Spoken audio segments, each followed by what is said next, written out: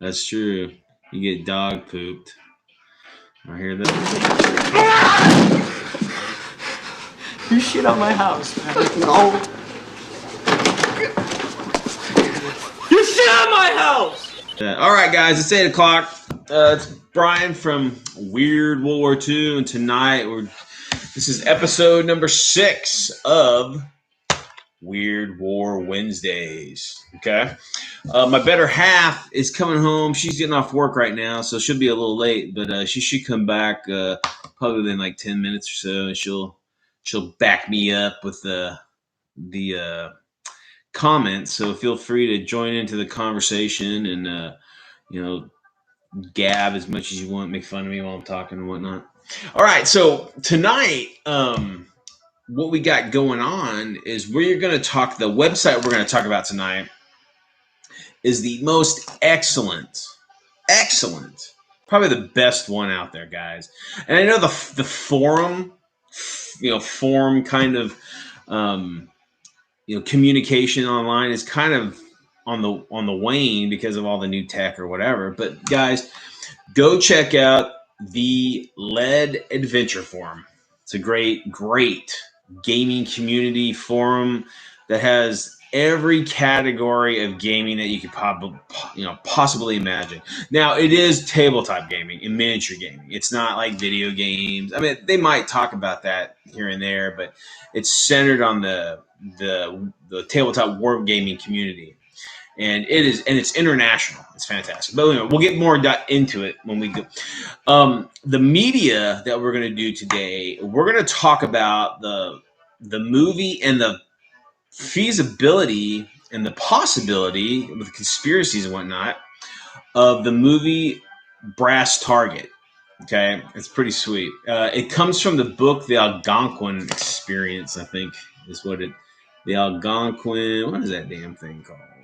The Algonquin Project. That's what the book that it's taken from. It's pretty interesting take. We'll talk more about that.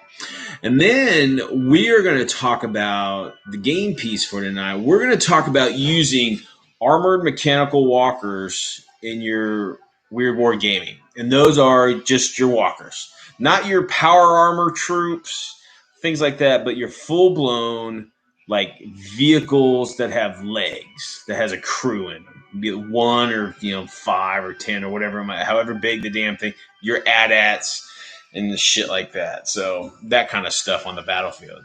So that is awesome, and there's a ton of that shit out right now, guys. There's a lot of product, a lot of people selling that kind of stuff. So it's a good time to, if you don't already have that kind of stuff on your battlefields, then maybe I can give you some ideas to make up your rules or convert your rules to use them and use them up. All right, guys. So the Lead Adventure Forum, I believe, is a British-based forum. Now, saying that, it's just the guys who run it are British majority. But I have been on this damn page since shit. I mean, let me look at my shit here, see how long I've been on this thing. And okay, so first of all, the site is free. You just sign up, your name or whatever, and you promise not to be a total douche. And I've been on the Lead Adventure Forum since 2007. So that's a good haul right there. That's pretty. My handle there is Weird World War II. Obviously, that's my handle pretty much everywhere. But it's a fantastic site, guys, and it's totally international, and that's one cool thing I love about it is that you're getting like hobby ideas and hobby games and product and rule sets and all that stuff from across the planet. It's totally all over the board. It's a truly international forum where people just gab about their painting and their gaming and their toys and all that stuff. It's a great site. And it's got so many categories, man. I mean, they've got Age of Myths, Gods and Empires, Medieval Adventures, Pikes, Muskets, and Flouncy Shirts, Age of the Big Battalions, Adventures in the Far East, Colonial Adventures, Old West, Gothic Horror, Victory Science Fiction Adventures, Pulp, Call of Cthulhu, The Great War, The Back of Beyond, Interwar, The Second World War, Weird Wars. That's where I'm usually at. You can find me all plastered all over that damn thing. And then the conflicts that came from the Cold War, superhero adventures, post-apocalyptic tales, future wars, fantasy adventures, other adventures, railroad wargaming. Then they got like workbench, model and miniature photography, bizarre obscurities, general wargaming hobby discussion, and the Lead Adventures League. Okay, so the Lead Adventures League, guy, every like so often, at least once a year, if not twice a year, they'll have this big event on the forum here where they want to like they entice you to like do some sort of painting challenge or whatever it is, and you have so many, or like they'll do like a what is it, like a joint build or whatever the hell they call it. But it's really cool. So you get all these guys get involved, and they start painting up stuff and whatever the topic might be, and then at the end everybody turns in their product, and they give out like badges that you can put on your profile and stuff, so let people know that you're active within the community on the forum. But oh man, it's great. I mean, it's got, let me see how many people are on this thing. There's a shit ton of members on here. I think so total members 9,332. It's pretty sweet.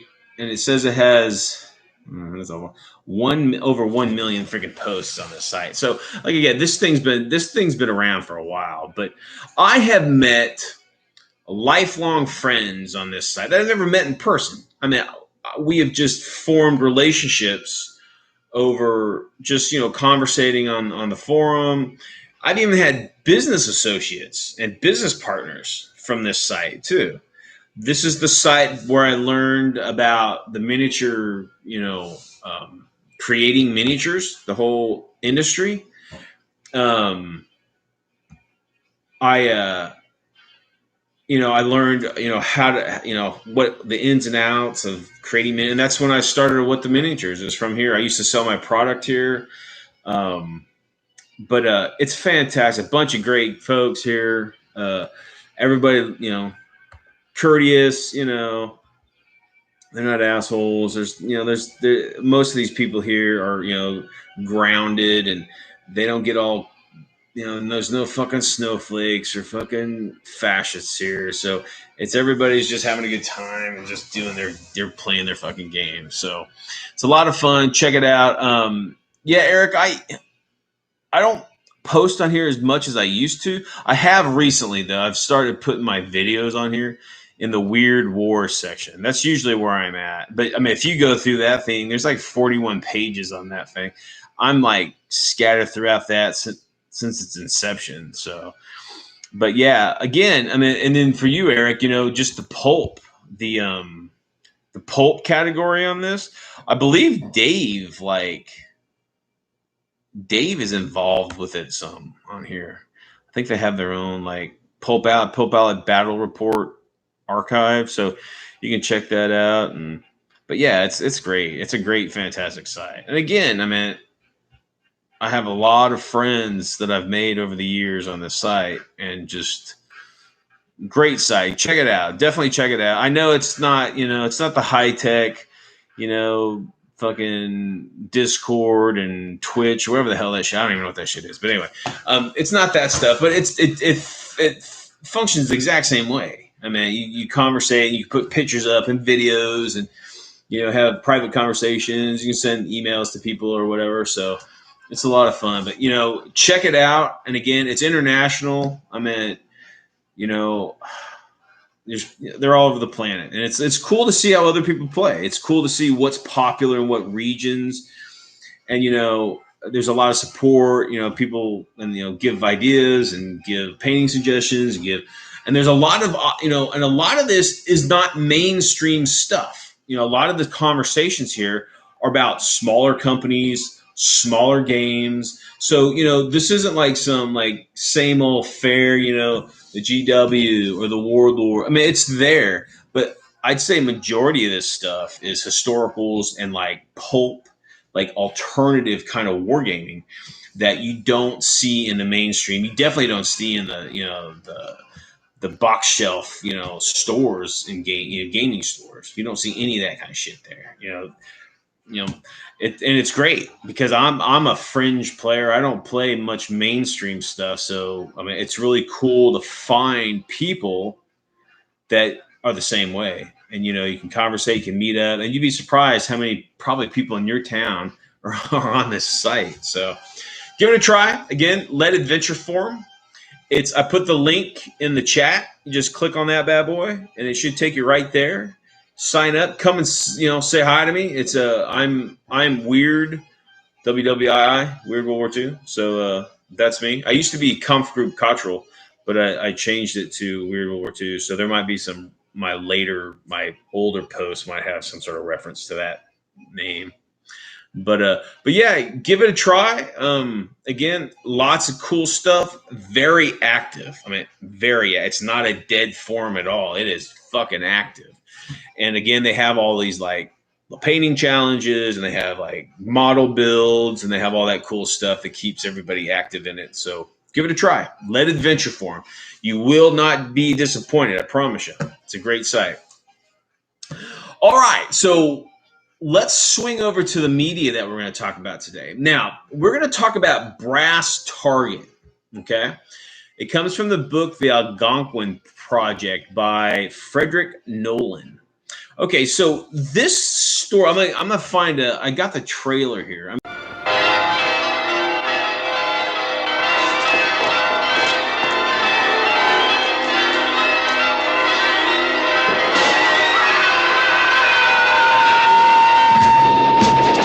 An armed train carrying $250 million in gold. A temptation too great to resist. Only one man and one woman stand in the way of the men who want it. He'll come for you next. I've had too much taken away from me. He's not going to take you. An incredible conspiracy is about to begin. In December 1945, America's most controversial general, George S. Patton, was killed in an automobile accident in Germany. $250 million in gold says it was no accident. Brass Target. A train that will never reach its destination. 8 lives that will never be the same. Sophia Loren. You said all that counted was to survive. John Cassavetes. To me, everything's a conspiracy. George Kennedy. You'll get your gold. I personally will go out and find it. Robert Vaughn. If we hang, you hang. Patrick McGowan. It must look like an accident. Bruce Davison. This was an inside operation. Edward Herman. There's $250 million in gold on that train. And Max von Sydow. You wish a man killed. I didn't ask you why. A train that will never reach its destination. A baffling mystery that may never be solved. How the hell did they transport it out of here? That's what I want to know. He's gonna find us. He won't stop till he does. The man I want is a hired assassin. Your whole deal's gonna fall apart like that. Well, some people have to be killed for all sorts of reasons. I have to meet someone. The war is over. Is it? McCauley, Stewart, Rogers, Gilchrist, they're all dead. Joy's come here for you, hasn't he? It's not me he wants. We're gonna have to put him out of business. You're out of your mind if you think I'm gonna kill General Patton. Kill the brass. And you get the gold. Brass Target.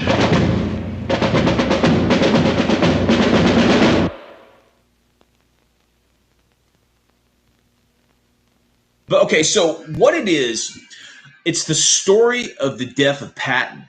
Okay, there's some conspiracy theories, and they're pretty much unfounded, but there are theories that Patton was assassinated. Okay, but this movie and book kind of take the weird war aspect to it, and they basically have Patton. Well, I'll tell you what the gist is. a huge shipment of Nazi gold is stolen. Okay. And the it was supposed to go inbound to the Soviets because it was like Soviet, stolen treasure or whatever the fuck. And then what happens is that a bunch of GIs get killed. The train gets fucking, all the booty gets stolen. And then Patton is told to like figure out what the fuck happened and find it. And Patton being Patton, he's like, I'm going to put all my, skill and resources into finding out who did this. Well, the people who did it realized that Patton isn't going to stop. So they put a hit out on him. And it's about like a American, intelligence officer, picking up these hints that there's a hit out for Patton, and he's trying to find this assassin before the assassin can kill Patton. And it's a cool movie. It's it makes you, and I think it's well done. It didn't. I didn't even know this fucking movie existed until like 6 months ago. I didn't even heard of it before, and I stumbled across it on one of my movie streaming sites. And I started watching it, and I'm like, man, this is fucking cool. I mean, and it's got a huge cast in it. Okay, so we'll go through the cast here real quick. It's okay. It was made in '78. It's an American flick.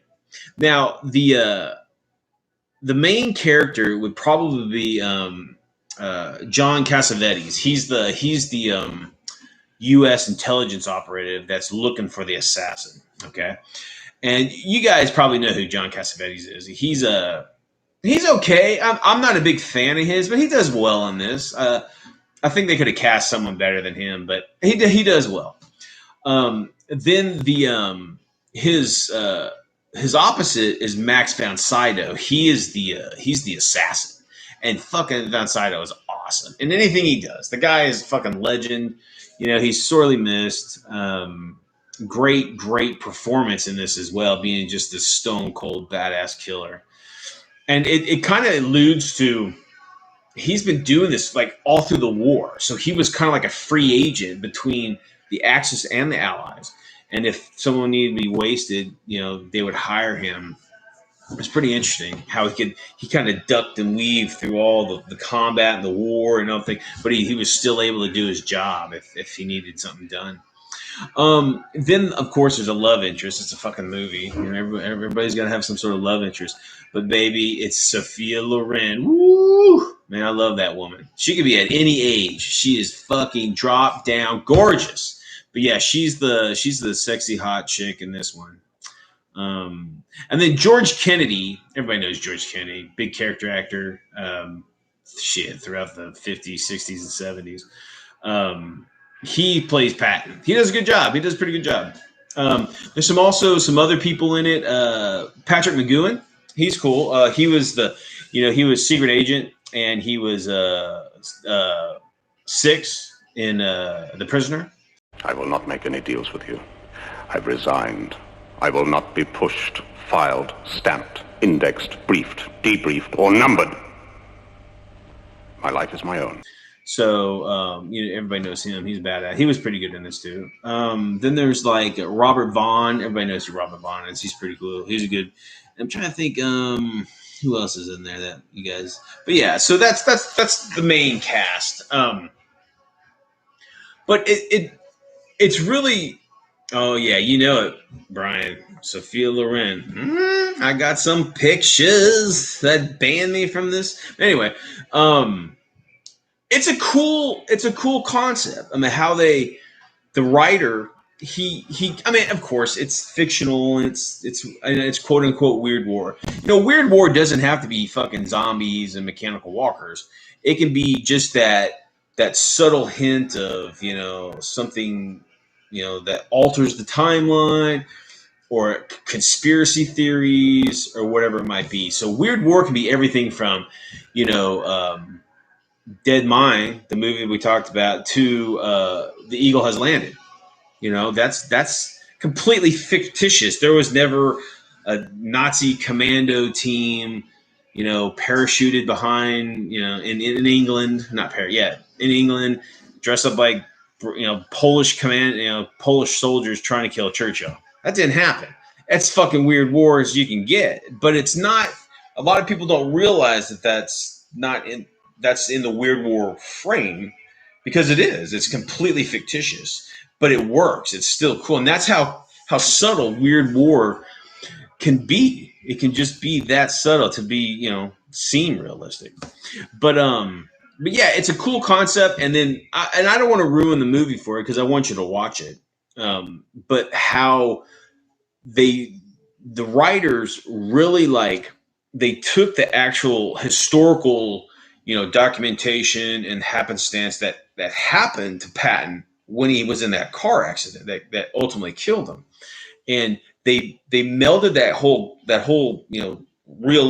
whole reality into the fiction, and it's really cool how they do it. I won't ruin it, but it's really cool how the assassin got what he needed to do to make it look like it was an accident, but was it an accident or wasn't it? But yeah, so give it a try. Brass Target, or you can read the book by Nolan.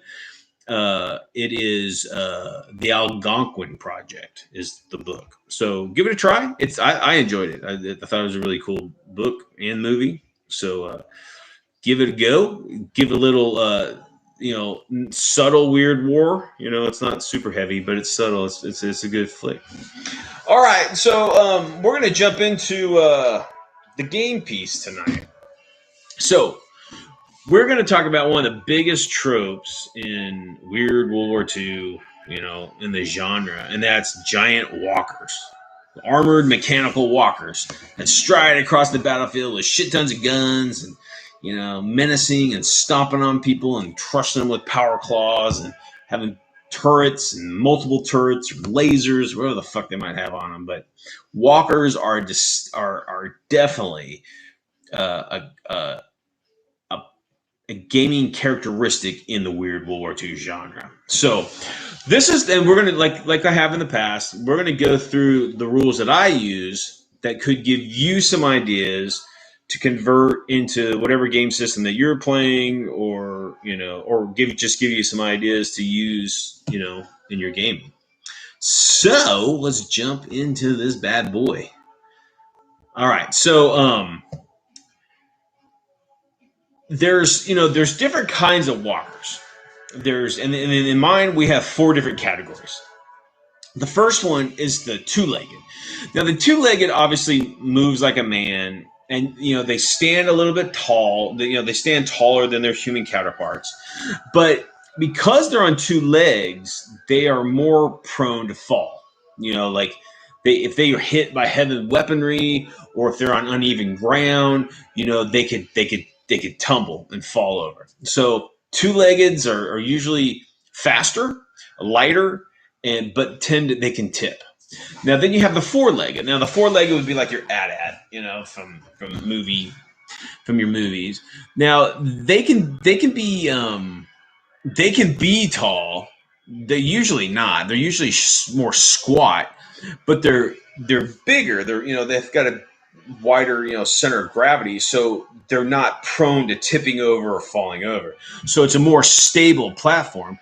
So you can, because there's 4 legs propelling it, you can put heavier weaponry and heavier armor onto it. So these, we're slowly building up to the size and weapon platform that you can have on the field. Now you got the 6-legged walkers. Now these things obviously move like insects, right? And they're super stable. They're very stable. They're a lot heavier. They're definitely slower, but they're a good solid platform for your weapons or your crew, like personnel carriers or whatever. So, or just hell, you could probably even these are probably more apt. You'd see these things on maybe 0G or low gravity worlds, or something like that. So that's pretty cool. And then the last one we got that I have are 8-legged. Now 8-leggeds, the 8 legs, they obviously move like spiders, and they are massive. What's up, Jay? They're massive. Now, of course, you don't, it all varies, but in my games, the 8-leggeds are fucking huge. and they're relatively rare. And the only countries that use it in my game is the Soviet Union and Russia, or Soviet Union and Germany, because those guys are all about giant guns. So these were more like your artillery platforms, maybe your rail-sized guns, things like. Baby, my woman just stumbled in, drunk from working. Yeah. Hey, baby, say hi to the crew. Hey, crew. You gonna come in and help? Huh? I'm actually gonna go get something to eat. Oh, really? Mama got a raise today. Oh shit! More toys, baby. Very good. Well, congrats, baby. Thank you. All right, back to it. Okay, so again, the 8-leggeds are going to be your massive ones. They're going to be carrying, 250 millimeter higher or rocket pods or whatever the fuck that might be. But they're the big boys, and they're going to be super slow. There's going to be like your just giant walking, battleships on the ground. So those are the 4 characteristics that we have in our game. Now the crews. Now, it's funny, guys, because I've been watching lately on YouTube. There's a guy, I think it's like Inside the Chieftain or the Chief. I can't remember the damn guy's name. I have to find his YouTube channel real quick. Let me find it real quick so you guys can check it out. So, but what this guy does is he actually does walk-arounds on vehicles. He goes in them, he goes around them, and he explains the whole goddamn thing. And I'm telling you guys, I'm not an army. I was never in the military. But the tankers and shit of World War II, they're of a different breed, man, because these things weren't made for fucking comfort. And these things, you could barely fit the crew in. And for you, because a lot of these games that we play just assume that these crews can just do like, okay, we're just going to shoot the cannon over here and hit it. Shit. I mean, when this guy's in here and he's showing you the space, the layout of, where the ammunition is, man, those crews are on top of each other and they don't have much room to do anything. So the possibility of actually performing what the fuck you want to do in these vehicles is pretty astounding that they can actually get it done. What's up, baby? Oh, I threw them away. We used them all. Okay. I'm gonna go get some. Mama's gonna go get something to eat. The baby girl gonna get something to eat. Yeah. But let me find that guy. I don't know if I have it on here. Shit. No, it's on my other account. Sorry, guys. I think it's like the Chieftain, or I don't know. I'll put it back in, whatever. But Brian says hi. Mini warm up. Hey. Jason says congrats. Thank you. Eric says he hates you. Well, I hate you too. No, he doesn't. He's some fucking. But okay, and what I'm getting to, the Chieftain. That's it. Eric got it. The Chieftain. Go check out his site, and it's like he does vehicles throughout the whole war and in the future. He's a tanker. I think he was stationed down in Fort Hood down here, but he's a tanker himself, and he gets in them, and he's a tall guy. He's about like 6'2" or something, I think, or 6 foot. And he's like inside of a Panther, and Jesus, man. I mean, just like he's showing how they open up the cupola hatch. It ain't fucking easy. It's like you gotta like and then twist, and the gunner's right in your crotch, and the loader's like poking you in the face with a fucking shell. And what I'm getting at here with the rules is that in these vehicles, I usually go because I free range games, so I just use whatever the fuck I want in my games, and I try to link up the amount of crew needed for the function of the vehicle. And a lot of these machines, like we'll, for an example, we'll say dust, like the dust walkers we were talking about last week. Now, those walkers had 2 weapon pods, and then it had like a cupola, vision blocks to look, and that was it, right? And obviously, it only fit one person. Now, watching videos like that guy does, and just rationalize it, that pilot is fucking overworked. I mean, he's trying to lay in, these two different weapon pods, on a target, and he's also moving a vehicle, so he's stepping on his friends or stepping in a fucking gully or whatever it might be. So when you start to design your walkers, first thing I would say about the crew is crew it in a way that's rational. You're not going to fit 3 guys in a walker that, like we talked about last week. There's no way you can fucking fit them in there. So when you design them, make them overworked. Now, there's some rule sets out there that have rules for overworked crew. There's some sort of modifier to hit or to move or whatever it might be because they're fucking busy. They're doing they got 15,000 controls they're trying to do all at once just to lay in a target and not fall into a lake. But the vehicle crews, you want to try to crew these vehicles in a rational manner. Now, of course, you can get, because this is Weird War. I don't do computers. I don't do laser range finders. I don't do, shit like that. I try to stay as analog and as close to the tech of the time with just a little bit of fucking advancement, maybe 20 years at the most, not 100, not 50. And again, walkers are way off the fucking pale, obviously. And again, it's totally up to you on how advanced you want your Weird War 1940s or 50s Weird War to be, But yeah, so crew your walkers in a realistic manner, and if you can't have more than 1 or 2, and you have all these fucking weapon pods and all these whatever, put some sort of limitation or penalty on them because they are so overworked inside the vehicle trying to do it all by themselves. Okay, so and the crews, you'd make them just normal vehicle crews, but now in my game. If the vehicle crew gets killed or whatever, and the vehicle's still intact, it can be recrewed, and there's penalties for any soldiers that go into an abandoned vehicle if they haven't been trained for it. So there's even especially if you're American jumping into a fucking Panther tank, you're not exactly sure how it works, and then everything's in fucking German.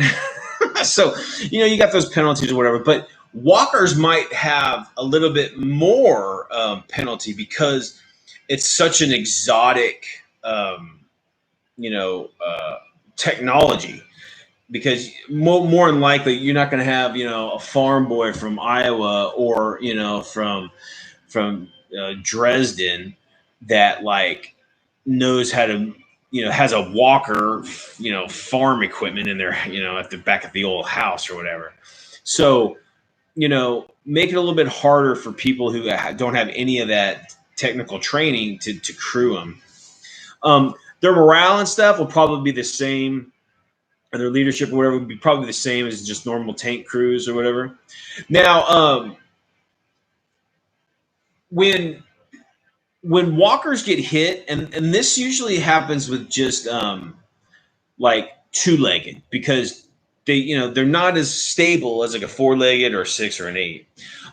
They can get knocked over. Okay. And there's various different, ways that can happen. Uneven ground, they slip and they fall off a ridge or off a gully or whatever it might be. Or even if they're hit by a massive piece of ordnance, that impact can just knock them down. Now, in our games, if a 2-legged walker topples over, it's fucked. It can't stand up unless it's got some sort of external appendage, like a claw or a hand or whatever, like an arm. And then we have to where it's hard for them to do. It's almost impossible, but they can do it by using this mechanical arm to try to raise them back up. Or you could have some other auxiliary unit come up and a crane or whatever to pick him up. I mean, I don't know how that might take a little bit longer than in what your gaming, session would be. But definitely put in rules to where, especially two-legged walkers, are not as firmly, situated on the ground as other walkers would be. Let's see here. Now, entering and exiting walkers. Again, in our game, everything has actions, and not vehicles don't have actions. The crews in the vehicles have actions, so that's how they propel them. Whatever, but because walkers can be high above the ground, it's going to take more for those kind of crews to enter and exit. Okay, so or even like if the walkers are being attacked in close combat, depending on the height of the model, those infantry may not be able to put, they might not be able to put magnetic mines on the hull or the engine deck of this walker because the damn thing stands so tall. The only thing you can attack are the legs. Okay, so keep in mind, again, it depends on how. We like to play pretty realistic and detailed, but if you don't, then it doesn't fucking matter. But have them take a turn to get in or to get out, an extra turn that normally do to bail out of a tank or whatever. Okay, walker movement. Because now there's different walkers. Now, the two-legged walkers, they can't, in our game, they can't have riders. Okay, because first of all, they're smaller, and they're the surface base. Their surface. There's not much there for people to sit on or to hold on to or whatever. And even if they did, in the manner the walkers move, they would move in side to side, and it'd be pretty hard for somebody to stay on something like that. I would think it'd be like riding a bull or something. But when you get to like the multiple legs, like the 4 legs and the 6 and the 8, you can put all sorts of dudes on that. Just because, I'm sure it'd still be a little bit wobbly, but it's still more, it's a easier move and ride than it would a two-legged. Okay, so two-legged walkers. A lot of this has mostly two-legged because they're so human-like. Squatting and standing. Now. And again, we look off the model, how the actual model is constructed. Now, if it looks feasible to where the walker could squat, or even kneel, then you should have rules to that where they could get like, hold down position or whatever, or even like, turret down position or whatever it might be, depending on how low it could go and whatever the terrain is. So that is an added feature in your wargaming that will allow you to use, real world tactics where your walkers walk up, to, a fence line or something, and they actually take a knee, and then boom, most of their body's covered and only their like weapon pods exposed. So you get those bonuses for being, hold down or whatever it might be. Okay. And then you can also walker two-leggeds, and even most walkers can sidestep.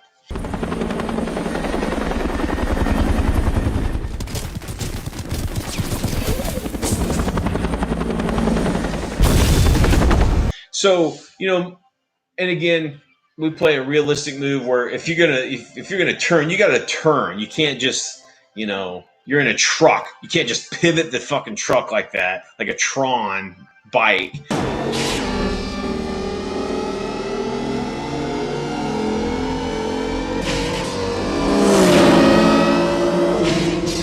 You gotta like move. But like in your games, if they're like that, walkers could sidestep. They can doop, doop, doop. They can just, so that's a cool feature for the walker that a tank can, pivot on the spot, yeah, but the walker can actually move, like that. So that's a pretty cool benefit for the walker. Turning, walkers can pivot. Some walkers have they have like the joint where, you just move the torso. The whole torso can move where the legs are still walking forward. So in essence, it almost turns into like a turret.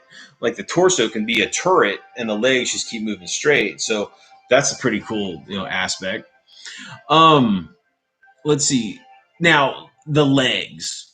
Okay, so because the legs are your means of propulsion on a walker, they can be damaged. Now, two-legged, if one of your legs gets damaged, you may be able to drag it, like you limp, and you reduce your speed or whatever it might be. But if one of your legs are destroyed on a two-legged, it's going to fall. More likely that it's going to topple over. Okay. Now, when you get to a four-legged, probably one leg incapacitated or destroyed would still allow the rest of the vehicle to move, but slow down. But when you get probably to two or however it's designed, you probably start losing. It probably immobile after two, and then you can just think of that. 6 and 8, you can have a couple legs be disabled and still propel. So that's always a cool little aspect of reversing a walker. Walkers can walk backwards, so it wouldn't be any different than like reversing your vehicle or whatever. Now, again, right now on this right here, it's talking about the transport. Some walkers, this rule is specifically designed for the walkers that were used in Gear Krieg. Now, Gear Krieg was a 15 mil, great weird board game with walkers and super tech or whatever. But their walkers, most of their walkers were light walkers. But what they had two modes of propulsion. They had like either a wheel or track like mode, and then they had like their walker mode. So when they were just doing long distance travel, the walker would kind of like transform, almost like a transformer, would transform into where it would use tracks to propel and go across. But when they got into combat, it'd go doot, doot, doot, doot, and then it would stand up and then walk on its two legs and do its thing. So that's also an idea if you have walkers, depending what it looks like, or if you're just coming up with your own shit. Think of that. If you're scratch building something, stick some tracks or something on there, and you can just say this walker has a transport transformation function. So that's always cool. Okay, so water crossings. Walker, depending on the height of the walker, they could just walk through the water, depending how deep it is or how tall the walker is. If you're talking AT-AT wise, AT-AT would pretty much walk through anything that you have on the gaming table, or they would be deploying the beach or whatever. So I mean, it's really up to you and the size and the look and the makeup of the model to see if you can cross any kind of water feature. And again, and that would just modify just like probably a normal vehicle, amphibious vehicle maybe. Bogging. Okay, so like, walkers can get tangled up and shit, or they like I don't know if you guys have ever walked in a bog before. You just sink in that shit. So it's like walkers could do the same thing. Now, it's funny because again, we play realistic, and a lot of these like a perfect example is the K-47. I think it's the German Spinner or something. But anyway, it looks like a spider, right? But even its legs are pointed, right? They're pointed. So like it's like spears. They're walking on spears. So a vehicle like that, in reality, that shit would just get stuck in any kind of soft ground. Those damn pointed, it's just like a sword going through the ground and just be shit. So if we would modify, if we had walker, I don't like that, particularly like that model. So I wouldn't use it. But if I did, I would put some sort of limitation on that walker because of its, design, because of those feet are so small and pointed that it would just puncture the ground and just slow that walker up, be prone to bogging and getting stuck and whatnot. So think about that when you're doing your walker rules. Have the the mods of, whatever, terrain it might be in. Now, being knocked over, again, walkers can get knocked over by uneven ground. They get knocked over by damage they've received or impacts of whatever, or even being pushed. They can be pushed by vehicles. They can be pushed by, other walkers. Now, this is mainly two-legged walkers. Not four-leggeds are probably not going to topple And 8-leggeds fucking never, and probably 4-leggeds aren't ever going to do that, or 6-leggeds never going to do that. But the 2-legged can be pushed over. But and then okay, so this is another collapse. Depending on how the walker is taking damage and like maybe the location, they can just like fall just straight down. So like they can just collapse. So they don't necessarily have to topple. And this is mostly in multiple leg walker, not 2-legged. 2-leggeds would probably fall over, fall flat, fall back or forward, or whatever. But like a 4-legged, they could probably just go like on its, right, just on its stomach. So, that's something to think about. You might have, crew underneath there, or you have infantry underneath you, and the walker gets damaged or destroyed, and it just falls on them. So that's an idea. But other than that, walkers, their crews would act like normal tank crews, all that kind of shit. Now, the types of weapons that can be deployed with them. Now, some walkers are like, like the Robotech kind of shit. They have arms and they hold weapons, and you could do that, have big walker-sized weapons, and they have, hands that hold them and shit. Or you can have like weapon pods, or shoulder mounts, or whatever it might be. But you got to think about this. Any weapon that isn't being manned by a physical crew member is being, operated by remote, obviously. And with the technology, and again, we try to stay low tech as much as we can.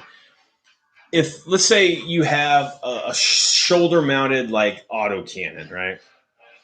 Well, it's shooting and you roll a jam. Okay. Now, obviously there might be some sort of mechanical means within the walker to clear that jam. But if it doesn't, that walker, that mount is just inert. It's jammed, and it can't be, it can't be cleared unless maybe a crew member like gets out of the vehicle and like fucks with it. Okay.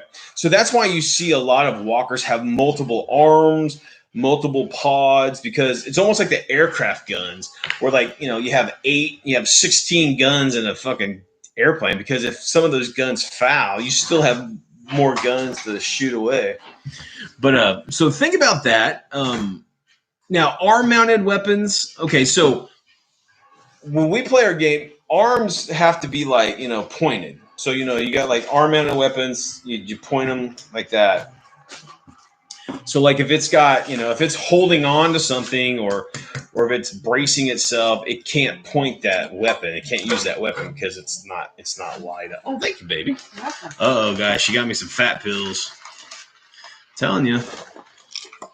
Hey. This girl can eat anything and never gain weight, but daddy, eat one fuck. Fat bastard. Anyway, so load time for arm and shoulder-mounted weapons. Now, these weapons will obviously have autoloaders, so it'd probably be just as fast as a normal, like, human loader. So whatever your load rates might be, it might be a little bit faster, a little bit slower, whatever it might be. So, and you can also, because walkers tend to be smaller in size, they may only hold a certain amount of weapons or a certain amount of ammo. So let's say you have a pod, like a Pac 40 or something pod on your, on your walker.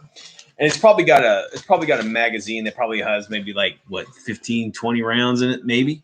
So, I don't know, depending on how long your game is, or you put limitations on your ammo or whatever it might be.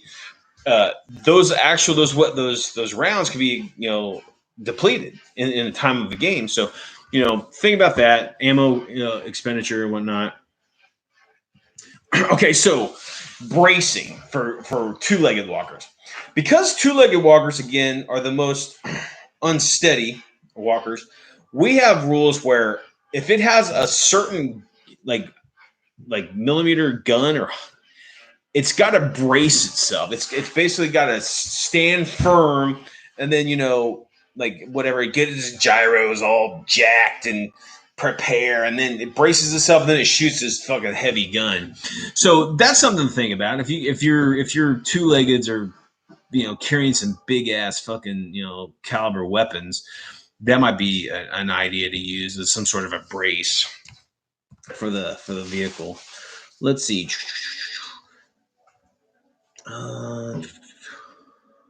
Yeah. Okay, so walker combat, like close combat here.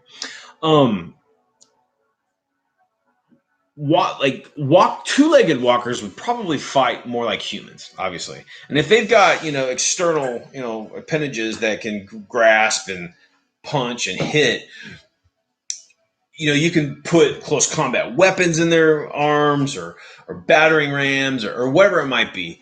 So in your rules, they would fight like humans, like giant-sized humans.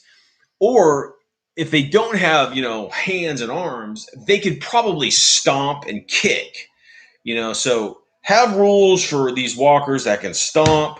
You're in a trench system and you got that one gun that you just crush that, stamp those fuckers flat, or you can kick. We played a game once where I had this damn what? I don't cheat. Never cheat. There was I don't know who I was playing against, but they had like a Jeep, like with a fucking 50 cal on it or something. And that thing was just kicking the shit out of my troops. And I had this really light walker that 50 cal was actually jacking up. But that thing got up to it and it was able to kick that fucking Jeep, just like launched it and just, he didn't even shoot at it. He just kicked the damn thing. It was great. But, think about that. Think about stomping, attacks, kicking attacks, stuff like that. You can punch and smash and, stuff like that. If you don't have any close combat weaponry, built into the vehicle itself. Let's see here. Now, and again, those rules would be like they might be modified versions of your normal close combat rules. So for your infantry, walkers can walk over earthworks in most cases, so that's pretty cool. They can just transverse trench systems and shit real easily. So that's always good. If you do have walkers that are used as transports, we have it where they have to stop. The walkers have to stop to let these guys out because of the motion, the swaying motion of, depending, I'm not a fucking engineer. So I'm looking at something and seeing how it would move. And I would say that guy would be fucking thrown over. So usually we have our walkers have to stop and then their passengers can dismount. If not, they could fall out, uncontrolled. But again, two-legged walkers tend to be lightly armored and lightly armed. Then from there, you can get bigger and heavier and badder and, really kick ass with them. Walkers can also cause some sort of morale effects, being, fear or, make crew, if you're going up against an enemy that's never seen them before, maybe a special rule that they have to roll against it, some sort of terror or fear test or whatever. But yeah, because I would be freaking out if I saw this fucking giant 8-legged beast with all these guns and shit coming at me. I'd be probably freaking out too. But yeah, so that's those are the rules that we have for my walkers. Now, there's a shit ton of walkers on the market, and you don't even have to. What's the cool thing about it is you don't even have to use Weird War walkers. There's, they got all that Gundam shit. The Japs love all those walkers, man, and they make all those model kits from whatever movies and TV shows and manga or whatever they're making, and they're in all different kind of scales. So you can just hit the modeling boards or the modeling shops and just look and see if there's some walkers that resonate with you and you think might work for Soviets or might work for Chinese or whatever the hell you might want, and you can just buy whatever the hell you want. So it's really cool because there was no set walker. Like the Germans didn't use a certain model and the fucking Soviets didn't use a certain model. So you can have whatever the fuck you want. Now, in the Weird War genre, yeah, the Gundam kits are badass. They got a ton of different models, tons. But in the Weird War genre, in the gaming genre, there's several companies that make walkers, dedicated World War II looking walkers. And those would be so Warlord has K-47, and they have a series of walkers. They have German walkers, they have Soviet walkers, they have some Japanese walkers and American walkers. I'm not a big fan of Warlord's walkers. I like their American models. They look cool. They almost look like they're kind of like the old like 40K two-leg, the little skinny walkers. They remind me of those. But I think their American walkers they look solid. They look good. They look realistic. But when you get into like the Soviet ones, I'm not a big fan of it. And they're Japanese. I think they have a Japanese. I'm not a big fan of it. But that's just my taste.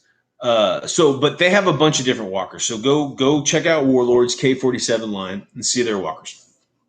Then you've got Westwind's Secret of the Third Reich. They've been around for a while, and they have some German walkers. They've got some British walkers. They've got some American, and I think they have some Japanese ones now. I'm not a big fan of theirs either. I like their Soviet Spider tanks. I think those are fucking cool as hell looking. But their actual like two-legged mechanical walkers, I'm not a big fan of. But they're there, so go check them out. I think K-47 stuff, I want to say is resin, or it might be shit. I don't even know. I don't own any Warlord walkers, so I'm not even sure what they're made of. They might be plastic or resin. I'm not sure. If anybody knows, let me know. I know that Westwind's Secret of the Third Reich stuff is resin and metal, so you've got that. Then, and in my opinion, I think the best company, I mean, they're no longer in operation now, but the product is out there, is Dust. Dust, in my opinion, makes the best walkers in the industry. I mean, even Gundam shit. They look World War II. They have a technic, like engineering about them that looks rational and realistic.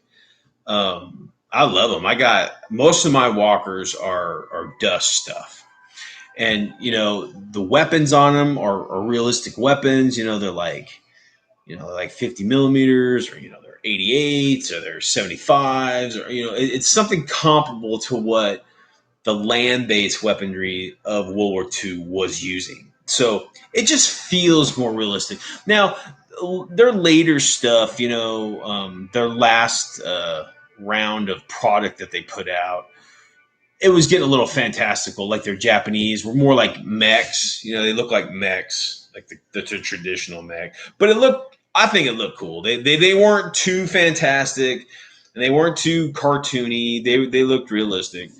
But give Dust, give all their. Now they've got some designs that are, pretty crazy. They look almost like motorcycle walkers. It has no fucking armor.